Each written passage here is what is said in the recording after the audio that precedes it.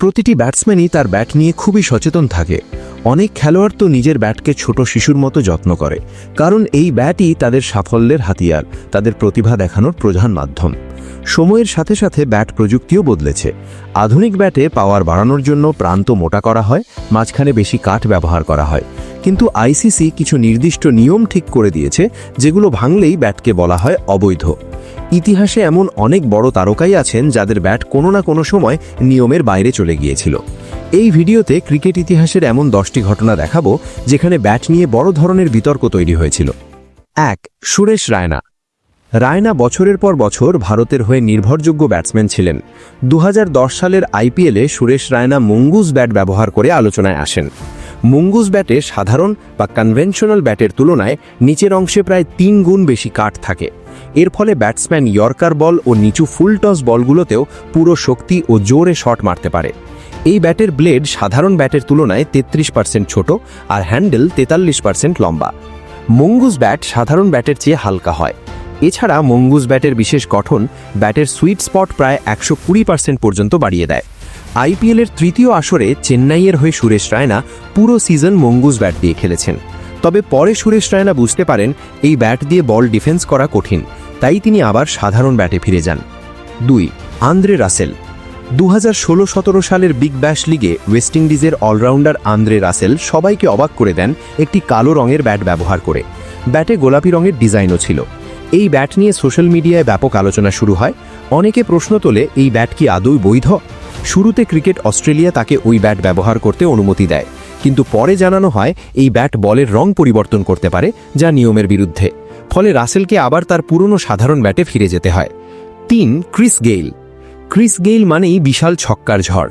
West ইন্ডিজের এই কিংবদন্তি ব্যাটসম্যান তার বিশাল শক্তি ও আগ্রাসী ব্যাটিংয়ের জন্য পরিচিত। ইউনিভার্সাল বস খ্যাত ক্রিস গেইল একটি সোনালী রঙের স্পার্টন ব্যাট অর্ডার করেছিলেন, যেটা তৈরি হয়েছিল ভারতে। 2015 সালের বিগ ব্যাশ লিগে তিনি এই ব্যাট ব্যবহার করেন। অনেকে দাবি করেছিল এই ব্যাটে নাকি ধাতু ব্যবহার করা হয়েছে, তবে স্পার্টন কোম্পানির প্রধান কুনাল শর্মা সেই অভিযোগ অস্বীকার করেন। তিনি বলেন, এই ব্যাটে কোনো ধাতু নেই, এটি কোনো প্রতারণা ছিল না, বরং অতিরিক্ত পাওয়ার দেওয়ার জন্য তৈরি ব্যাটের ডিজাইনই সমস্যার কারণ হয়ে দাঁড়ায়। নরলাম ব্যাট দিয়ে গেইল যে ছক্কা হাঁকান সেগুলো এমনিতেই গ্যালারি পার হয়ে যায়। চিন্তা করুন, যদি অতিরিক্ত পাওয়ারের ব্যাট হলে বোলারদের হাল কেমন হবে। 4. AB de Villiers. AB de Villiers তার পুরো আন্তর্জাতিক ক্যারিয়ার জুড়েই আইনসম্মত ও স্ট্যান্ডার্ড ক্রিকেট ব্যাট ব্যবহার করেছেন। ক্যারিয়ারের সেরা সময়ে তিনি মূলত এমআরএফের স্পন্সর করা ব্যাট দিয়ে খেলতেন। অনেক সময় মানুষ যেটাকে এবি ডি ভিলিয়ার্সের 360 ডিগ্রি ব্যাটিং স্টাইল অবৈধ মনে করতেন। 2006 সালে এবি ডি ভিলিয়ার্স ও রিকি পন্টিং কুকাবুরা ব্র্যান্ডের এমন ব্যাট ব্যবহার করছিলেন যার পেছনের দিকে গ্রাফাইট রিইনফোর্সমেন্ট বা শক্তিশালী করার স্তর লাগানো ছিল। কিন্তু এমসিসি মেরিলিবোন ক্রিকেট ক্লাব রায় দেয় যে এটি ক্রিকেট আইনের পরিপন্থী, কারণ আইনে স্পষ্ট বলা আছে ব্যাটের ব্লেড পুরোটাই কাঠ দিয়ে তৈরি হতে হবে। এই সিদ্ধান্তের পর কুকাবুরা নিজেরাই স্বেচ্ছায় আন্তর্জাতিক ম্যাচে ওই ব্যাট ব্যবহার বন্ধ করে দেয়। 5. Matthew Hayden. যারা আইপিএল শুরু থেকে দেখছেন তারা মঙ্গুস ব্যাটের কথা নিশ্চয়ই জানেন। 2010 সালের আইপিএলে ম্যাথিউ হেইডেন প্রথম এই ব্যাট ব্যবহার করেন। এই ব্যাটের হাতল ছিল অনেক লম্বা আর ব্লেড ছিল ছোট, কিন্তু মজার বিষয় হলো এই ছোট ব্লেডের পুরো অংশটাই ছিল সুইট স্পট। এই ব্যাট দিয়ে মারলে বল সহজেই অনেক দূরে চলে যেত।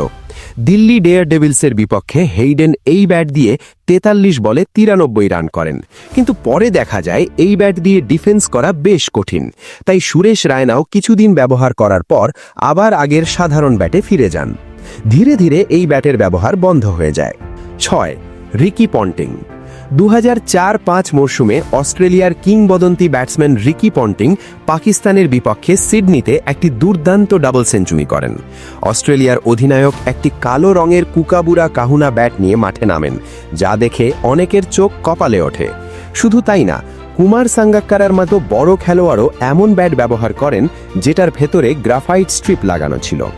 এরপর ব্যাপক তদন্তের পর এমসিসি ঘোষণা করে এই ব্যাটগুলো অবৈধ, কারণ এগুলো ব্যাটের গঠন সংক্রান্ত নিয়ম ভঙ্গ করেছে।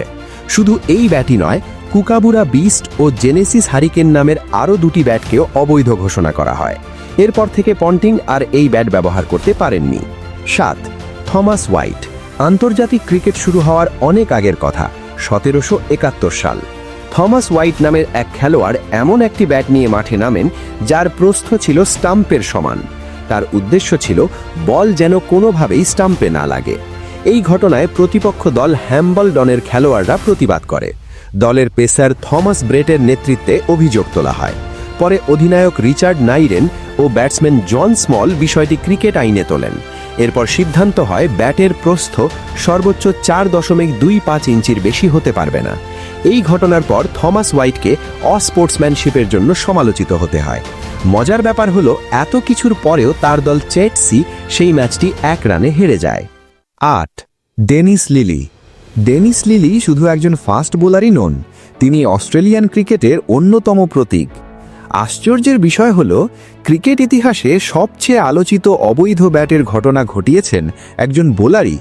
1979 সালের অ্যাশেজ সিরিজে অস্ট্রেলিয়া বনাম ইংল্যান্ড ম্যাচ চলাকালীন লিলি ব্যাট করতে নামেন একেবারে ভিন্নধর্মী একটি ব্যাট নিয়ে, যেটি ছিল সম্পূর্ণ অ্যালুমিনিয়ামের তৈরি। তখনকার নিয়মে ব্যাট অবশ্যই কাঠের হতে হতো। ইংল্যান্ড অধিনায়ক মাইক ব্রিয়ারলি বিষয়টি দেখে সঙ্গে সঙ্গে আম্পায়ারের কাছে অভিযোগ জানান। আম্পায়ার ব্যাট পরীক্ষা করে নিশ্চিত হন যে এটি নিয়ম বহির্ভূত। সঙ্গে সঙ্গে লিলিকে ব্যাট পরিবর্তন করতে বলা হয়। পরে আইসিসি স্পষ্টভাবে জানায় ভবিষ্যতে কোনো ধাতব ব্যাট বৈধ হবে না। এই ঘটনায় ক্রিকেট ইতিহাসে ব্যাট সংক্রান্ত সবচেয়ে বড় বিতর্ক হিসেবে পরিচিত। 9. Kieron Pollard. ডেথ ওভার বোলারদের জন্য দুঃস্বপ্ন, কারণ আইপিএলে তিনি বহুবার ম্যাচ একাই ঘুরিয়ে দিয়েছেন শেষ 4 ওভারে।